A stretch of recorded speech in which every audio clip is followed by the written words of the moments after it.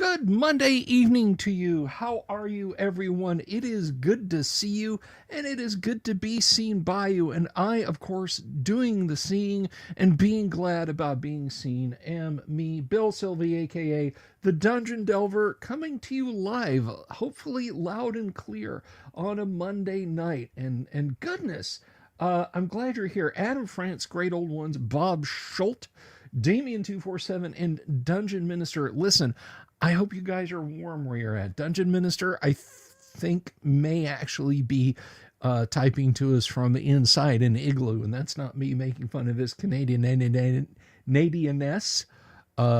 It's cold, guys. 1 to 4 inches of snow in North Florida is what's coming up. Daniel Pasalis, good to see you. I think you're new tuning in, or at least saying hello, so welcome. Josh Butler, how are you? Victory Lane Exotics, good to see you, good to see you. I'm glad you're all here. Let me ask you a favor. Let me ask you to do something. If you're just stopping by, if you don't know what it is and how I do it, nice, Michael Drescher, very nice. Allow me to explain. Let me tell you let me fill you in on what exactly it is that goes on here on this live stream channel. I like to celebrate classic tabletop RPGs.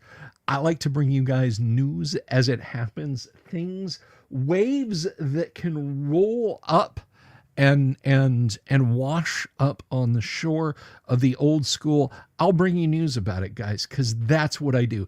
Let me ask you a favor in return, if I may impose on you. If you haven't done it already, if you would please click the like button on this video, click the subscribe button, and if it doesn't automatically do it for you, click the bell icon for notifications. Because I think, and I could be wrong about this, sometimes I can't judge very well on these kinds of things. I think this is something you'll want to stick around for. I think you're going to want to come here as often as you can and catch these live streams, because let me tell you what we do. I don't just sit here and talk about classic TTRPGs.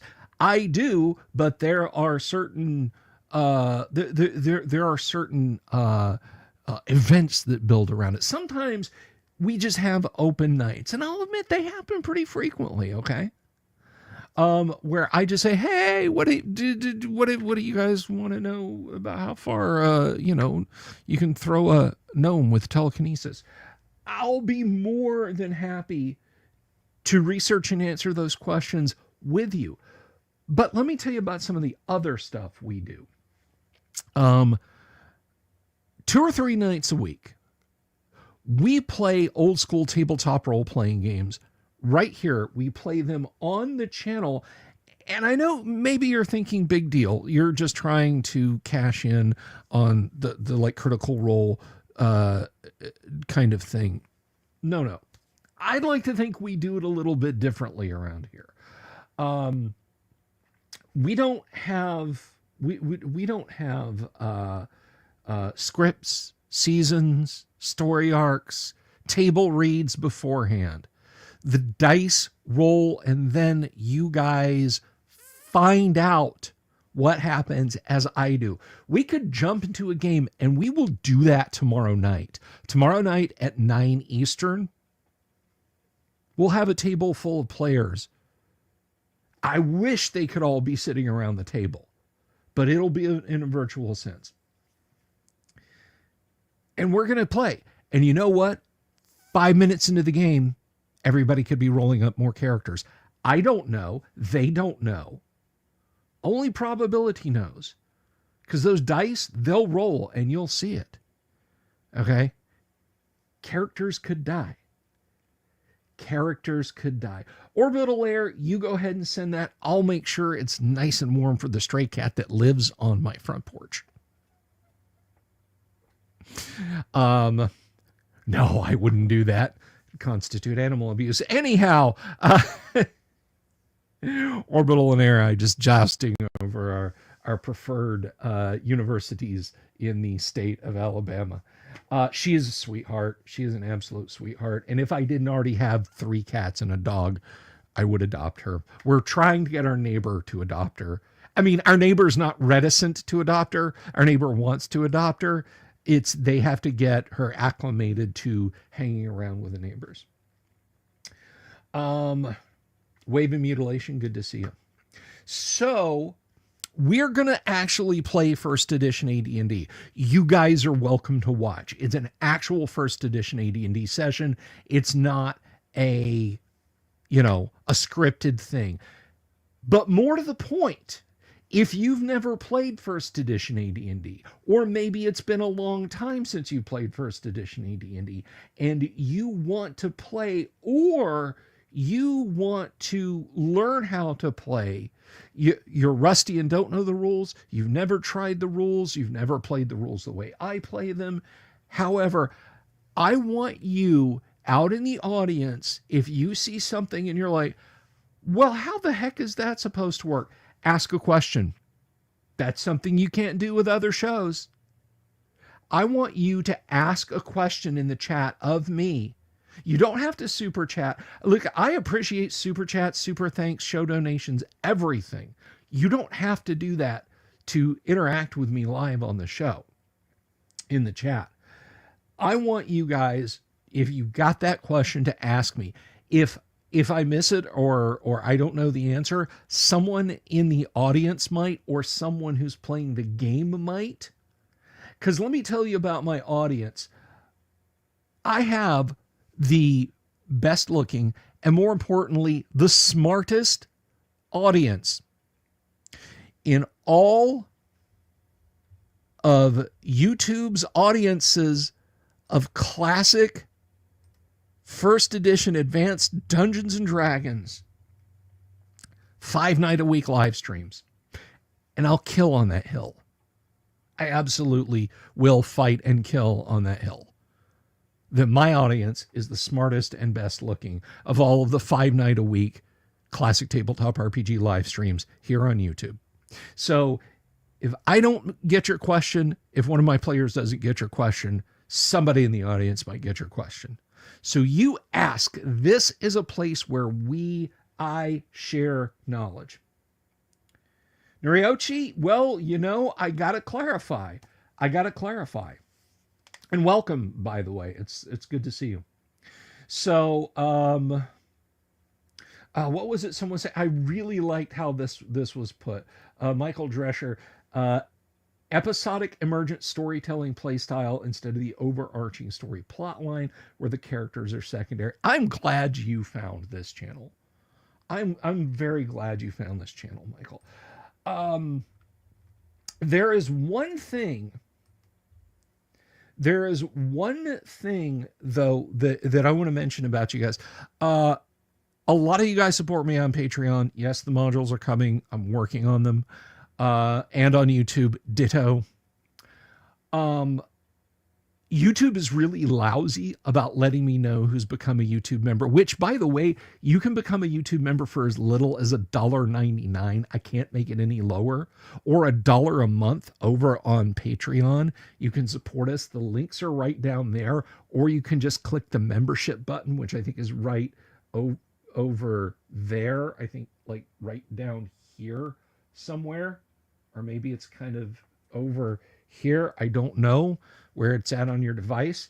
But if you become a YouTube member or a Patreon at any level, I like to say thank you to those people in the closing credits. If you stick around and wait for that great tune by Bob Antone, Owlbear, to play through, you'll see your name in lights, whatever name you choose to use. Okay, it's not going to be a real name. I'm not going to dox you in the credits. It's going to be Michael Rohn of 123 Main Street, Anytown, USA. Last 4 of his social are 0000. Not like that. Not like that. But they do not praxis. Thank you for asking. See, that's the kind of question I like to answer. Do druids receive bonus spells per day for high wisdom? No, that is strictly for clerics. But here's the interesting thing. Gary has said both yes and no. I go with the no answer just because I think druid spells are like clerics start to blossom at 5th level spells. Druids start to blossom at 3rd level spells. But anyhow, getting back to what I was talking about, I might miss you in a go around on memberships. I'm trying a new thing out to keep me on the straight and narrow. So like if you just signed up today, this week, something like that, as a YouTube member and you don't see your name in the credits, believe I'm not ignoring you. I will edit the credit section and put you in the credits. So that's my promise to you guys. So but anyway, Monday, welcome to Monday. How was your weekend? I hope it was good. I hope your I hope your Monday has been okay. I think at this point, for the most part, which I'm going to bring up in a second, for the most part, we're out of the holidays. I mean, maybe you've got that one house in the neighborhood. They've still got the collapsed Snoopy and collapsed Grinch inflatables that like they've unplugged the extension cord so they don't turn on at night. But they've still got like one set of net lights in a bush that they haven't, that just kind of lights up feebly. Or maybe, you know, you've got a house in your neighborhood that is full on, you can see it from orbit, a Christmas Story level of lights. Oh, David, I'm sorry. That sucks, man. I'm sorry. My heart goes out to you, dude. My heart goes out to you. Let me tell you, one of the smartest things I ever did was I bought a couple of those spray laser lights that are red and green. And I have those just pointing at the front of the house. So it looks like the front of my house is covered with red and green lights. And then I do a line of multicolor C6 bulbs around the perimeter of the yard, like on stakes, on 6-inch stakes. And it actually looks very pretty. Hey, take care, great old ones. Thank you for stopping by. Praxis, I love Monday hanging out with you guys. Thank you. But anyway, do Rangers and Paladins and multi-class fighters get percentile strength? Yes, they do. Yes, they do. So you could have an elven fighter thief with an 1800 strength, or a half-elf fighter magic user with an 1800 strength. John Stewart Keller, how the heck are you? But anyway, I think we're fairly out of the holidays. It's just it's in the rearview mirror now. But the reason I bring this up is I want to talk a little bit about the schedule. So I've told you tomorrow night, first edition AD&D. Wednesday night, we're going to do some open D&D trivia talk. Thursday is my birthday. You guys have 3 shopping days. Now, let me tell you what. Amazon, FedEx, USPS, Target, UPS. I don't know that you've got enough delivery time for gifts for the celebration of my birth. You've still got a few days to get decorations up. Oh, hey, thank you. And I intend to do that. Michael Dale, I really appreciate that. Jeff, the greatest dungeon master alive, next to me. Good to see you. But you've got 3 shopping days left, guys. I'm telling you, the malls are just going to get more and more slammed. Shopping centers, your Targets, you know, your standalone, Walmart's, forget about it. All the big gifts will be bought up. So I'm just warning you, if you're waiting for the last minute, you might want to act now. So Thursday, I don't know what I'm going to do Thursday. Okay. I'm going to be celebrating some stuff with my family. Of course, the big celebration day is on Saturday because my wife has to work all day Thursday, of course. And then Friday, we're back to normal mode, and we will be playing Gamma World. We will be continuing some Gamma World, and I'm looking forward to that. And then Saturday, I don't care what you do Saturday because I won't be here. You can sit in front of your computers and look at my YouTube channel going, it's not live. And then that's up to you. And then Monday, we just start the whole process again. So I hope you will join us for that. Michael Dale bribing me to talk about Doomsword. My buddy Doomsword, who plays 2 nights a week with us here, he's on our live play AD&D and on our live play Gamma World on Tuesday and Friday nights, respectively. Doomsword has a new series he's starting. He is starting kind of an advisory sort of thing, a series he's doing called Doom's Words, which, it's a play on his name. Doomsword is really, if you Doom 'S space WORD versus Doom space SOSWORD. You get what I'm saying, okay?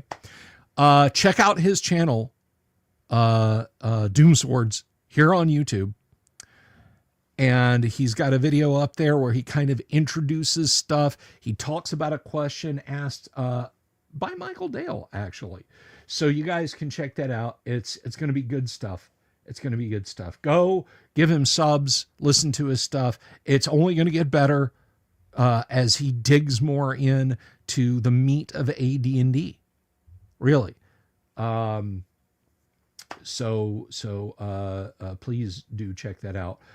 Odd Scimitar. Well, thank you. Thank you very much, Odd. But anyhow, so that's our week. That's what's week this week, as it were, to steal from Almost Live. By the way, you know what I think is hilarious? I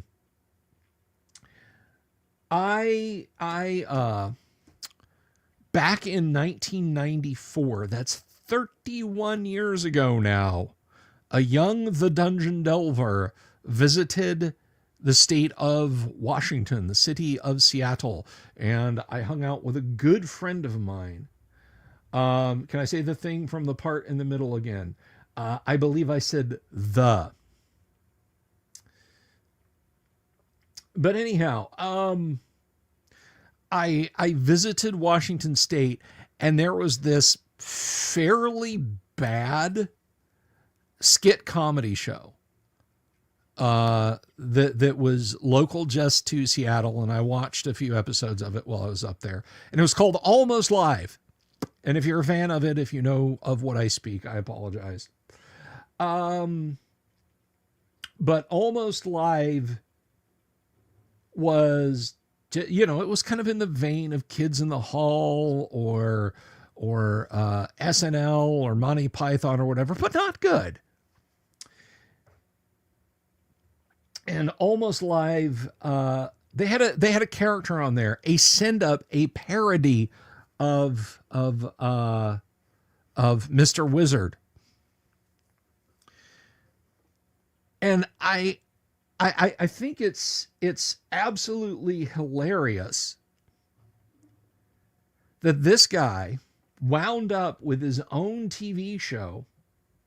That's right. Praxis stole my thunder, but that's okay. Bill Nye the Science Guy came from Almost Live. Now, he does have a degree in mechanical engineering. I just think it's funny that he kind of became this ultra respected, he knows all the science stuff. I'm not saying he didn't research or anything like that. He came from this little skit show that's like, what if SNL hadn't taken off and here 31 years later, Bill Murray is like a respected newscaster. Wouldn't that just be odd?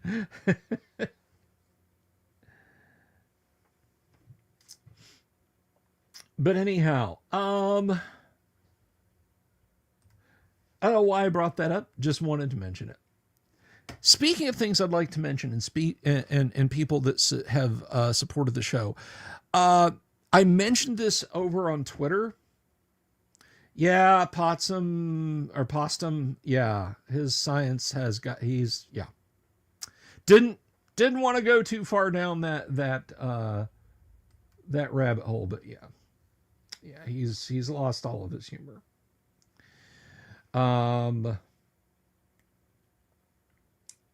anyhow, I mentioned this over on Twitter a few days ago, and I wanted to bring it up over here. And I don't really have anything. It's like I should have set this up to show off to you guys. It's sort of a mail call. And if you're wondering what that is, I haven't done it in a while, but sometimes viewers will send me stuff in the mail. Most of the time it's cool RPG stuff. Sometimes it's a snack. Sometimes it's a lot of fun. Gonzalo hitting it out of the park. And thank you for the super. So, but occasionally I get something cool that is just sort of really cool. And there's a fellow, I've talked about him before on the show. I've been over on his live stream before. He's an absolutely stellar guy. He pops up in the chat as Imperial Ramblings. His nom de guerre is Boganora, and I have a solid PC to stream off of because of him. I have this excellent Aston Element. Yes, Aston Element microphone. Thanks to him. Thank you for hanging out with us, Daniel. I have the 48 volt mixer. Thanks to him. I have a better 48 volt mixer that I've shown you guys. Thanks to him. But he said I was able to get a gaming PC for Mrs. the Dungeon Delver because he sent me an HP mini workstation. It's like got a fat Xeon that's the equivalent of an i9 in it, and an NVIDIA Quadro card in it that's the equivalent of like a GTX 1070. He also gave me a GTX 1070, which is in my daughter's computer. You get what I'm saying. You get what I'm saying. He has plied the show with a ton of awesome junk. And he didn't miss a beat because recently he was cleaning out his garage and he gave me this. Now, what is this? You guys might be thinking, oh, it's a tablet. No, it's not. It's a monitor. And you might be thinking, oh, well, it's a tiny computer monitor. So what? This right here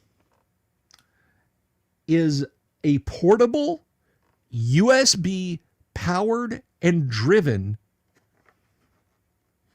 mini display. Everything, the power to it and the video signal go through a USB cable that you connect up to a computer. Wave of Mutilation says he can't swallow a tablet that big. Have you tried? It's got this cool little kickstand on it, so you can set it on a table.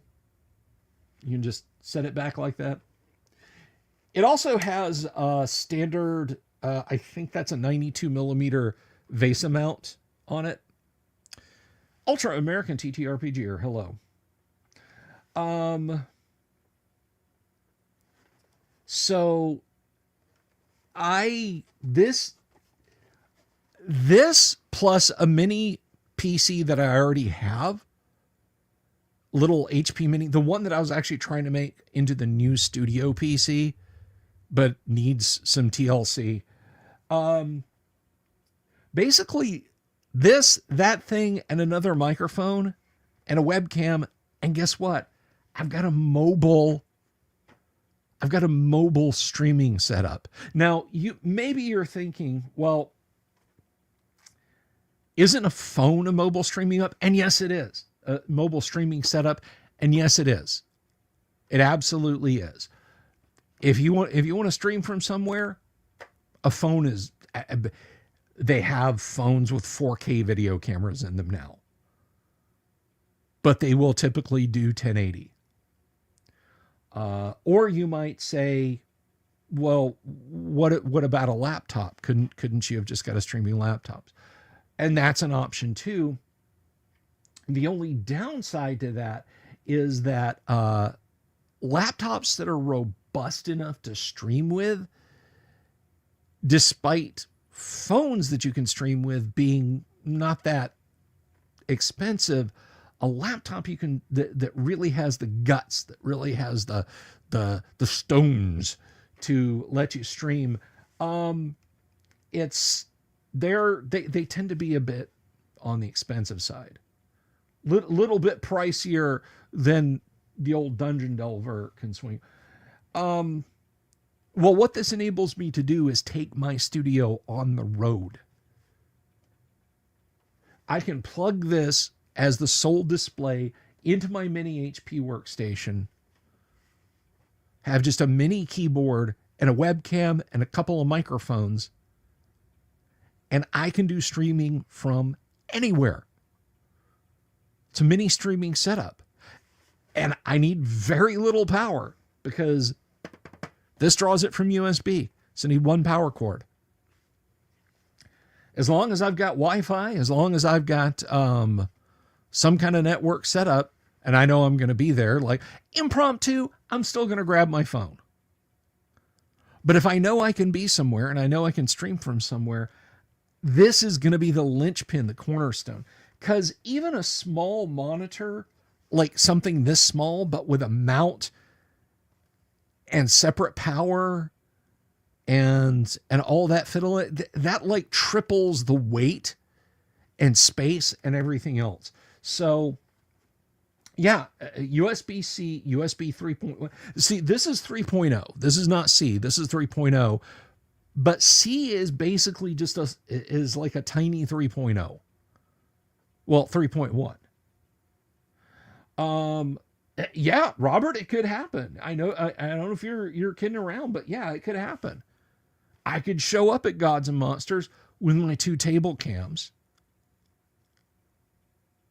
and my mini workstation and this, and be like, obviously I would set it up with them first, but just take off. And it would be awesome. So I'm very, very much looking forward to a situation where I can try that out. That may actually be this summer when I go up to EggCon. Let's talk about EggCon. If you could just get fired from your job, you'd follow me around like the dead. You'd basically then just be sitting in my driveway like 350 days a year. Just, I don't do that much. But this summer I will be headed to EggCon. You know what? Let me share that with you guys. This is an unsolicited plug for EggCon.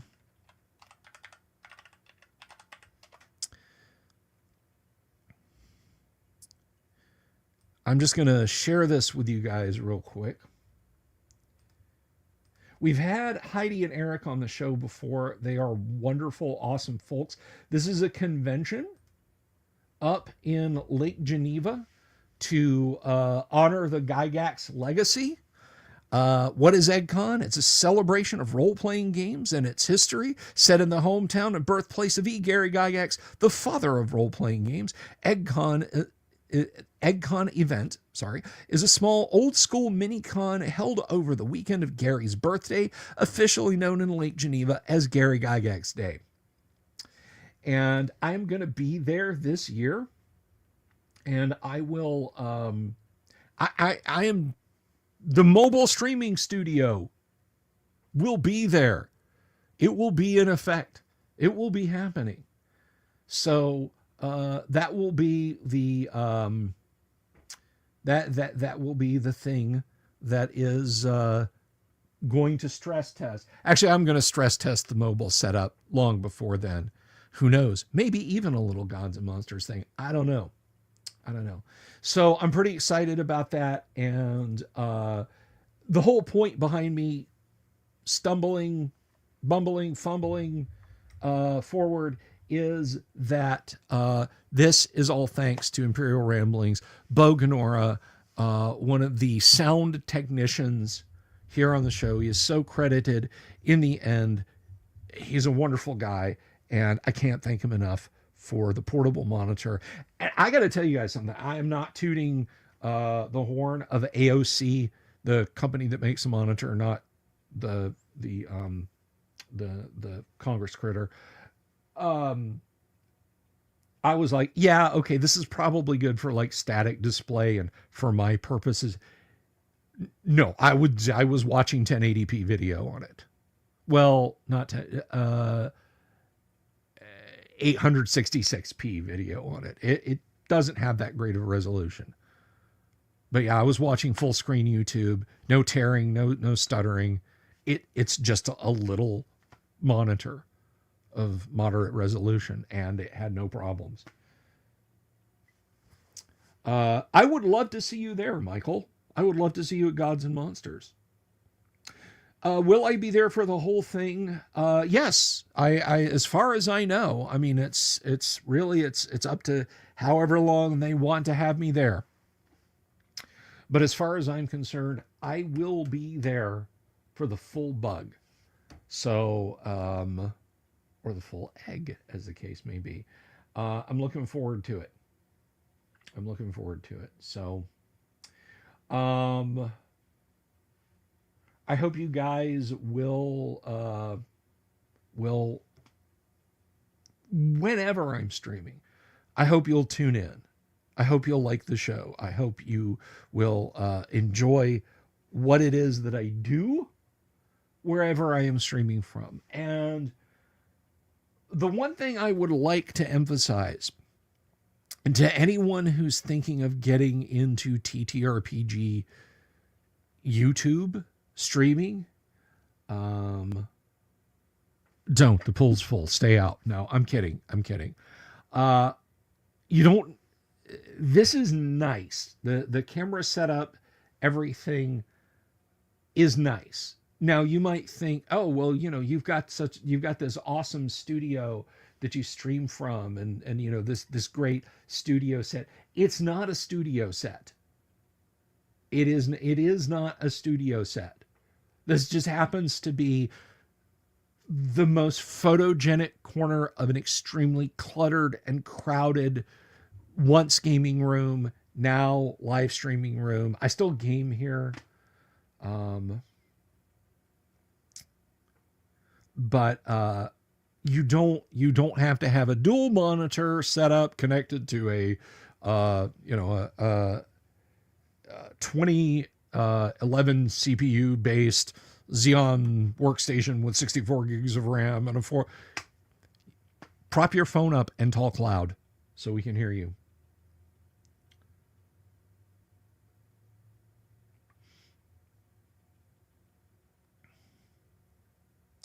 So, wave of mutilation, that's terrible, brother. Prayers up for you, man. That's a tough situation. That is a tough situation. I'm sorry. Now I can tell you one thing that's going to return soon-ish. One thing that's going to return soon-ish that I know a lot of people have been asking about. No, nobody's been asking about this. I just want attention. But some people have asked, let me see if this actually is working. Is the Dwarven Forge cams. Is that working? Is that the right one? I don't. Let me see. Let me see if I can get these to work. Okay, I don't have the cameras configured properly, but starting at the end of November when we went on hiatus, the Tuesday night group the Tuesday night group is playing through A2 Secret of the Slaver Stockade. They're doing some other exploring, pardon me. They're doing some other exploring right now. But starting in December, my setup, which you guys have seen before, it started to become chaotic. It became the home for rolls of gift wrap, piles of gifts, the occasional plate, boxes of food, not anything that had to be refrigerated. It went to hell. It just stuff got knocked over.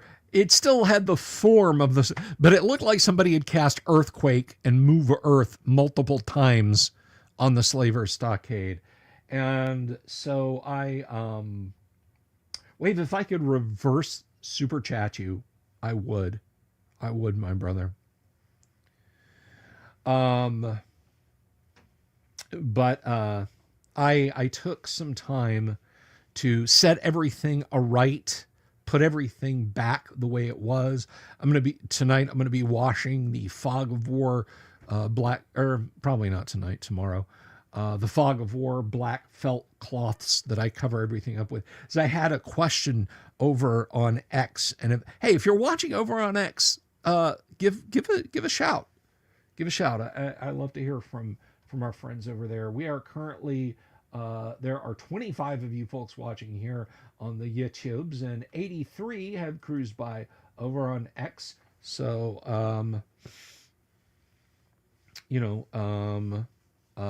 let me know. You're very quiet over there. We like our friends over on X, but no, I had I had everything set up, and with cameras I could move around and so on and etc. So it's all set back up now, because I know you guys kind of like that, and I'm looking forward to bringing it back for your entertainment, and not just Dwarven Forge First Fantasy. Now I want your input on this, guys. I approached this once, and there was a large push about no, theater of the mind only. So now I want to talk a little bit more about it from a standpoint of it's a new time, and that is, would you guys like a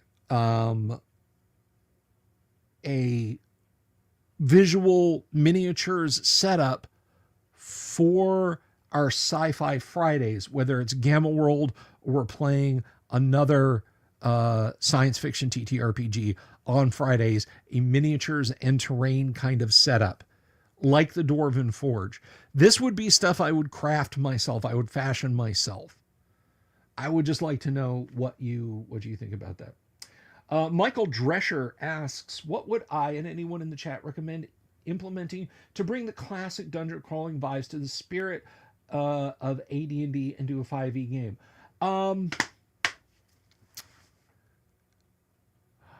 Now, I haven't checked it out myself. I haven't played it myself. But I have heard good things about Shadow Dark. I've heard that Shadow Dark is basically 5e, but through an AD&D filter. It's dead at 0 hit points. It's encumbrance tracking. It still keeps a lot of 5e's mechanics, but the vibe is a lot grittier. So maybe give Shadow Dark a look. If you sat me down and said, no, 5e, how would you do it? I would bring in AD&D's disproportionate XP tables. I would eliminate death saves. Just, you are unconscious at 0. You start bleeding out at -10. Unless you receive aid, you die. For my comfort, I would flip armor classes. I would cut the races way down. Literally, I would go back to human, dwarf, elf, half-elf, halfling, gnome, and did I miss any? And half-orc. I would make multi-classing a thing again. Not just, I'll take 2 levels of warlock and then I'll go back to being a paladin. A chaotic evil paladin, tiefling, thief. I would cut that down a great bit. Dungeon Minister, hello, hello, good to see you, sir.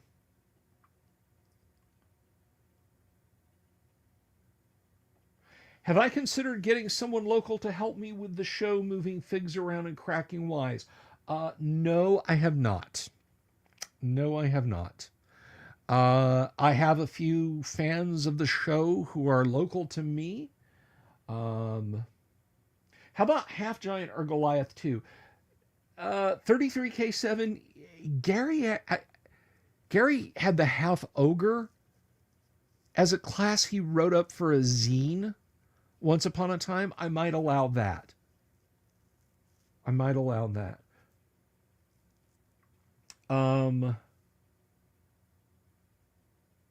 But anyway, no, the folks who are local to me.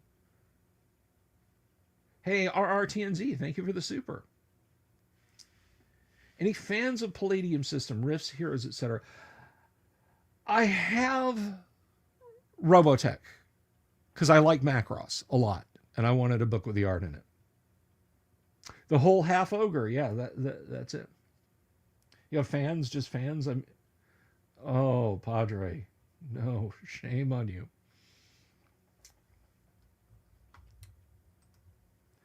But yeah, see, otherwise it's like, okay, well, yeah, giants and half giants.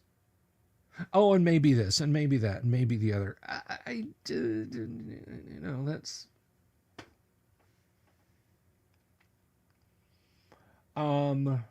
So I can't say that I would allow all that stuff in there. Why not? Lightmane. Ogres are fecund also. No, I get it. I completely get it. And I mean, it is post 1EA D&D. But yeah, tieflings, no. Dragonborn, no.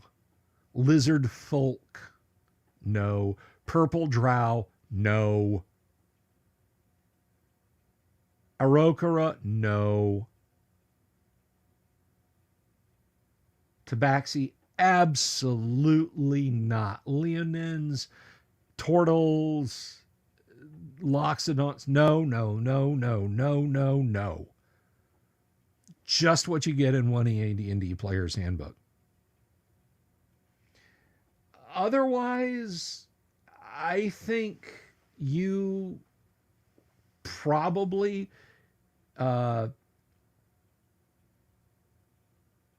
Orbital Air. I was talking about miniatures, having miniatures out on Sci-Fi Friday. Otherwise, I would be A-okay with using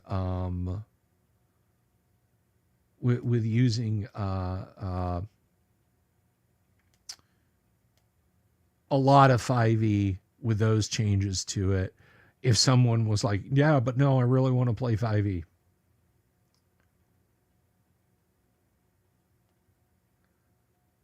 So, you asked, I answered. Yeah, I've talked about this before, about the thought experiment. I actually did a very good show ages ago. Dungeon Minister and I were on, and we talked about,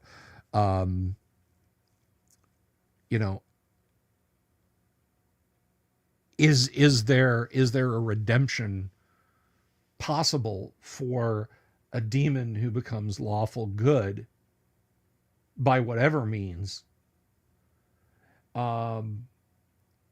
And like once in my Greyhawk game, my private Monday night Greyhawk game, as a thought experiment, just strictly for my campaign to see how the players would cope and how I would run it as a player character, because an NPC is basically a PC run by me.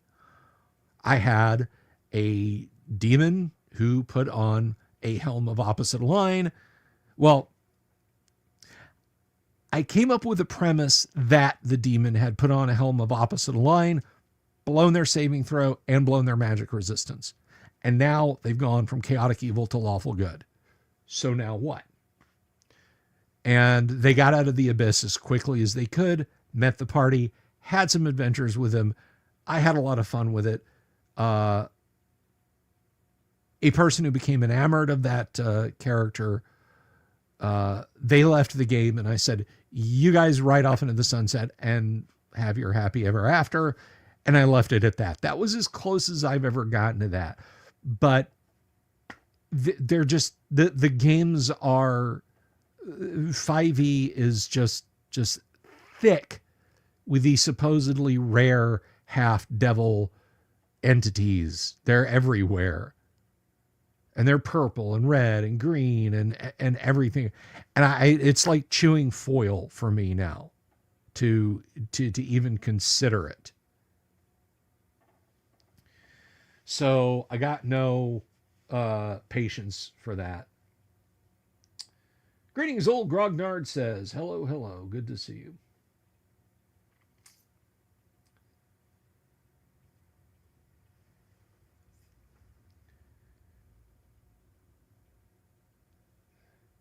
Yeah, I love how in Rifts you could have a glitter boy doing battle with Zentradi, but also TMNT and Palladium Supers, and just literally Rifts is Kevin Simdea, or however you say it, taking his GI Joes and just bashing them together in the sandbox. 5e has a lot of kitchen sink. It does. You need to put baffles in there and resize that kitchen sink. So one thing I'm looking forward to doing in 2025, I almost caught myself and said 2024. One thing I'm looking forward to doing in 2025 is I would very much like to play some classic Star Trek, the role-playing game, but turn the reins over to a guest game master. And if you guys can't guess who the guest would be, well, you'll have to find out. Oh yeah, I think we all did the Franken GI Joes. Talking about the big ones, the big 12-inch guys, because those were mine. Hands, 4 feet. Good times.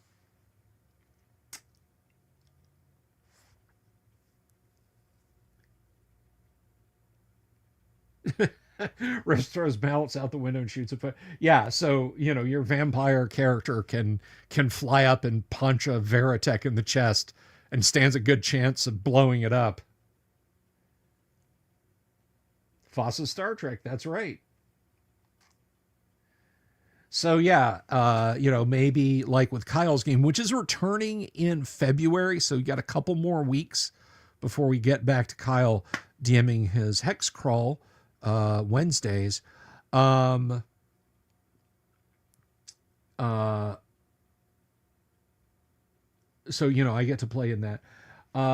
Fossa Trek it's down the line. It's down the line.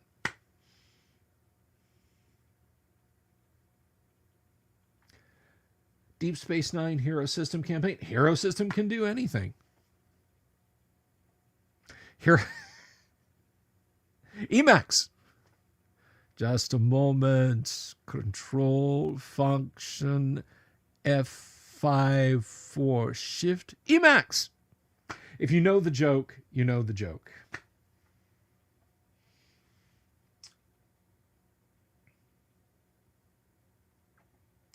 But yeah, you can do a lot with Hero System. I don't find Hero System is good for fast moving fantasy. Um, I don't find it's the system you want to do for horror necessarily. Uh, to me, it's still the premier game to play. A It's good for sci-fi games. It's great for superhero games. Um, and despite what my dear friend Jeff said, it's not good for giant robot combat games. Be well, RRTNZ. We'll hope to see you again soon.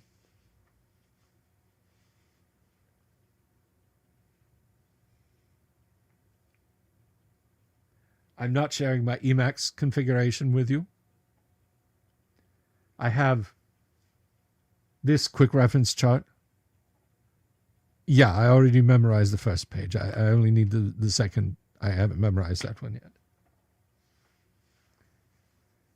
John D. retired. Rocks fall. Everybody dies. That's right, John D. Welcome, welcome. Good to see you.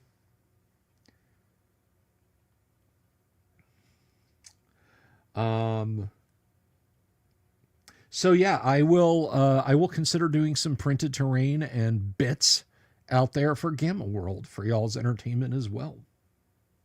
I just didn't realize that I didn't have anything configured, and I can't like just fire one up. Although I am glad to know that I don't in fact have anything configured, because if I came in here tomorrow night and was like, okay guys, let's just go over to the dungeon cam, shit, that would be bad.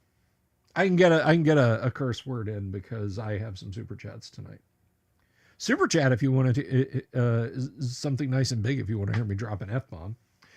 The alternate superhero system, Wild Talents, did seem to work well as a fantasy system as long as the other character was willing to stick with the theme for their abilities. Yeah. Yeah.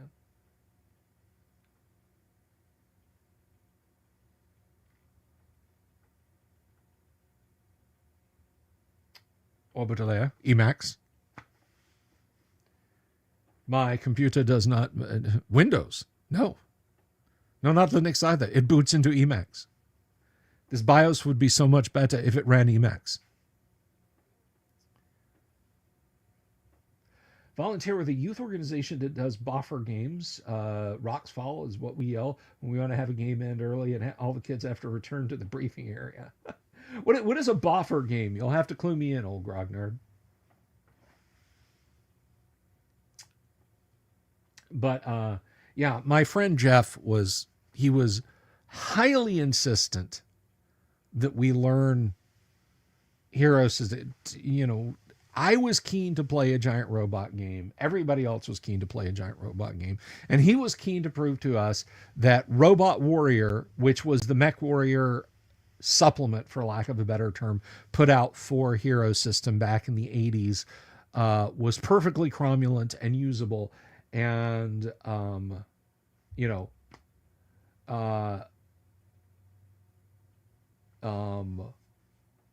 it one session, I think I did not like it.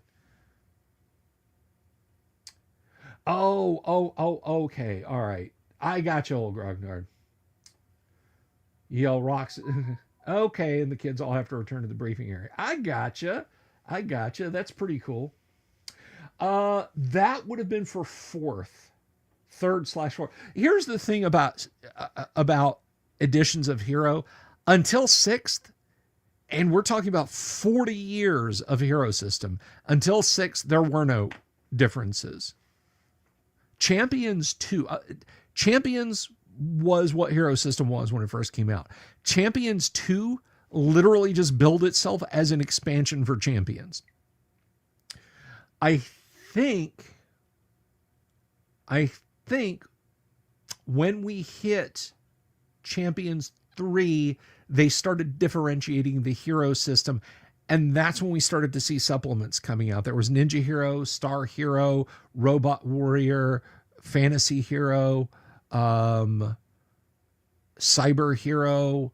There was like a 40s detective one, and all the various the new power pools, the new power frameworks, the new advantages and disadvantages, and how to adjudicate those got dovetailed into into fourth ed hero system, but they didn't really change anything mechanically. It was just easier to have one big book.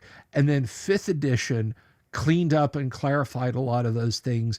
And again, it took supplements that came out for fourth edition and kind of packed them into fifth edition and then into new supplements. But then they changed fundamentally the mechanics of the game. No more figured characteristics. Everything just went straight to point buy.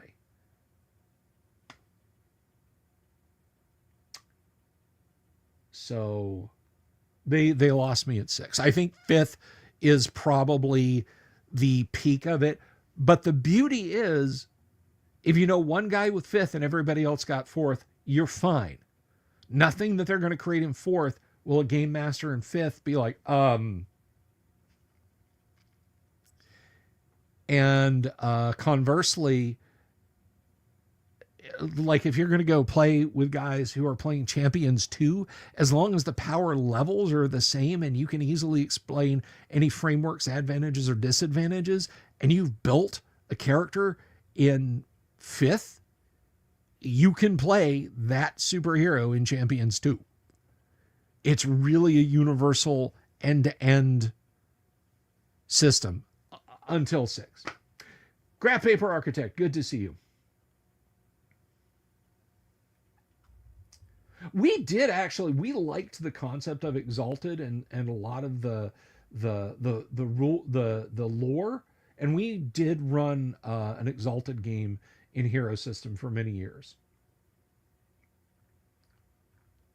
Well, I say many years, probably a year or so, but we played a lot of sessions. You know, we played every week until we hit the holidays or something. So we played a good stretch.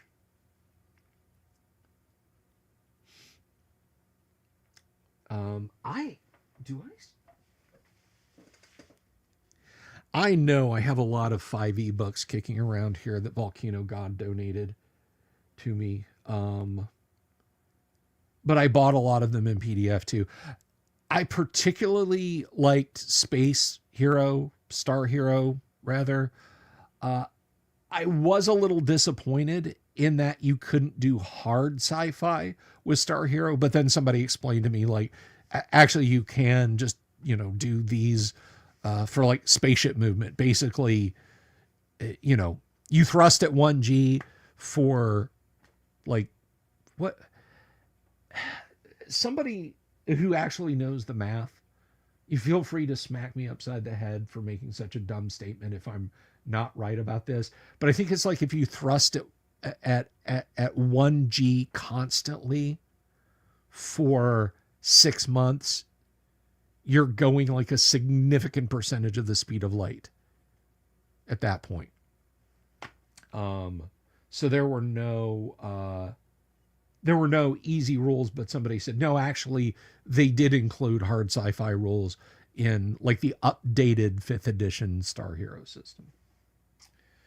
I hope by taking the dog out, Dungeon Minister, you're like taking him into a special heated dog walking facility that's bolted to your house, because good Lord, it's cold here in Florida. It's like snow cold. Just a couple hours north of me, Dungeon Minister. So stay warm.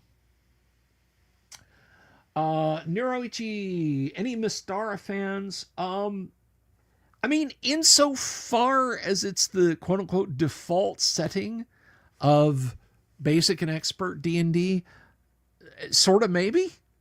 I mean, I don't know enough about the lore. Unfortunately, the guy who really does know the lore just left the room, Dungeon Minister.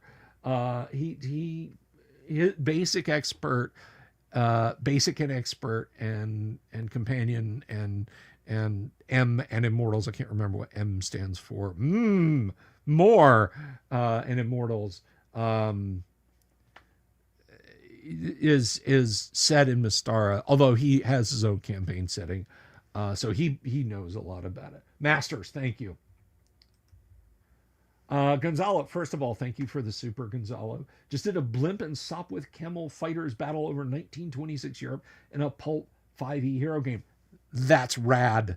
That is kicking rad.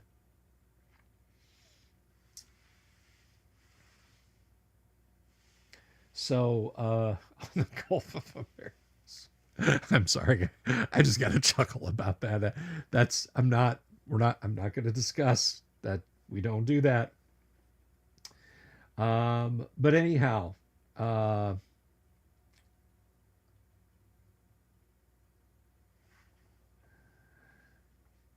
that's very cool, Gonzalo. That's just kind of the stuff you can do with Hero System. Again, I don't get with Fantasy Hero or trying to do Mecha Hero.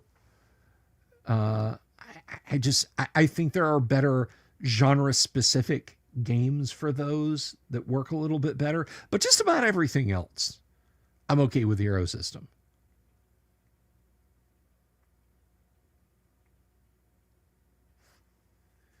Quag Keep is fun. I just finished reading the book. I just finished reading Quag Keep just before Christmas. It was good. It was good. Hey, Campaigns and Conquest, Snoopy and the Red Baron. There you go.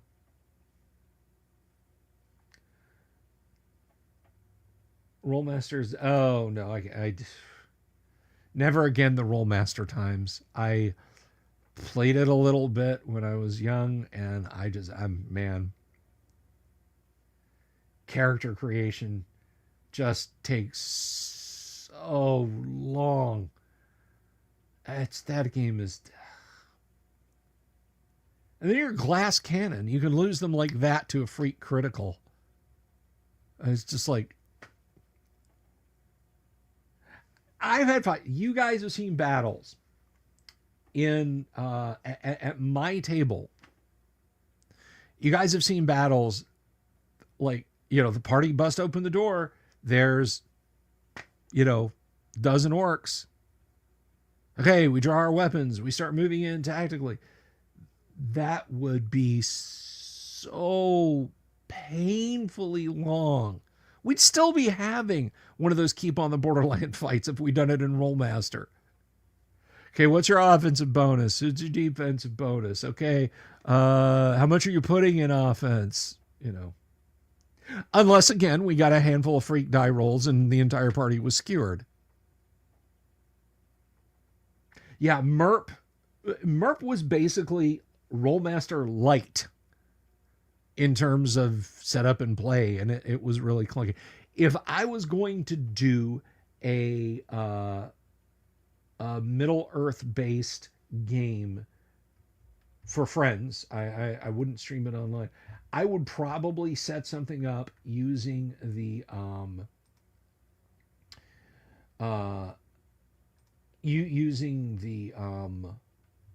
Warhammer Fantasy rules, and there's a lot of Warhammer Fantasy I would jettison,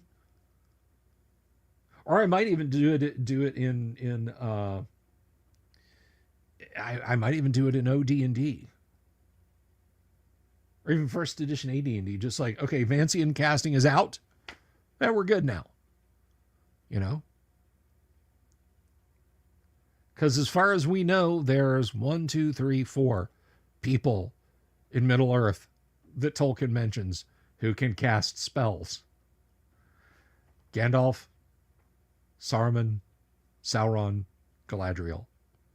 That's it. And they're all NPCs, so you guys are playing some variation of fighter or thief. Rollmaster Light, Merp scrambled our brains as it was. I can only imagine. Yeah. I have the One Ring around here somewhere. he says, turning away from the mic where nobody can hear him because I don't talk out of the back of my head. I have the One Ring somewhere here, or it might be out in the den on the bookshelf there.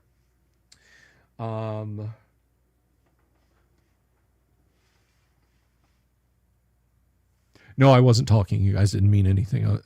You guys didn't miss anything I was meaning to say. Blah. You guys didn't mean anything I was missing to say. But yeah, I have the Middle Earth RPG around here. I didn't get the one, like there have been like 5 Lord of the Rings role-playing games since the year 2000 or something crazy like that. 4 or 5 anyway. And I picked up the very first one, but they were by the studios, by Tolkien Enterprises. They were so narrowly limited with what they could do. They did not have any leeway. So unless you are playing somewhere that you saw in the movies, that was all you got the information on. That was it. I have the One Ring here somewhere. Oh, here it is in my pocket. But then, why shouldn't it be? It's mine, isn't it? Yes. Why shouldn't I keep it? Anyway, maybe we can look at that. Given that it's 25 years old, maybe we can look at the One Ring, the RPG from the early 2000s here on the show. Maybe we'll look at it together on Wednesday night. Who knows? Who knows? Do you know? I don't know. But we do have a fun week ahead of us. And I am, I'm going to thoroughly enjoy myself. And I hope you guys will too. So, let's see. 33K7. 2 sessions in the Search of the Unknown after the Village of Hamlet as GM question, should I bring the assassin in from the village to start pursuing them? They did sell quite a bit of Lair stuff. Maybe 33K7, maybe. That's a fine question. I like where you're going with that. But listen, we're going to be back tomorrow night. We're going to be playing some first edition AD&D, and I hope you guys will stop by and be here for it. I'm excited about it. Wednesday night, again, we might be digging in to some Middle Earth role-playing game stuff. Or not. You'll just have to tune in and see. Thursday night is my birthday. I don't know what I'm going to do, but I'm going to be here, and I'm going to have fun. Friday night is a return to Gamma World, and I'm pretty excited about that too. So until then, guys, let me just thank you all for tuning in tonight. Thank you for subscribing if you've done that. Please throw the video a like if you would. And until we see those owl bears, let me just leave you with this. Ashnaz Durbatuluk, Ashnaz Gimbatul, Ashnaz Thrakatuluk, Og Burzum Ishi Krimpatul. Have you seen my owl bear?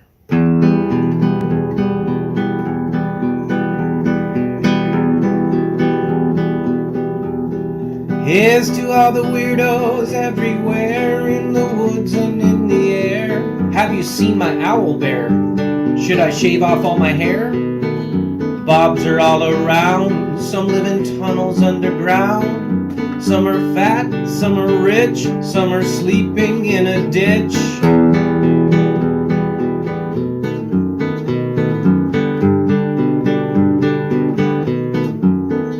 Can you ride a crooked horse without a saddle, way off course? Naked as a toad, all the way to Smoky Joe's. Have you seen the little creep driving fast in his little green Jeep? He smells like fish and brandy, but his rotten teeth look dandy. Take me to the show, I don't care if fast or slow. From action flicks to dancing dicks, just take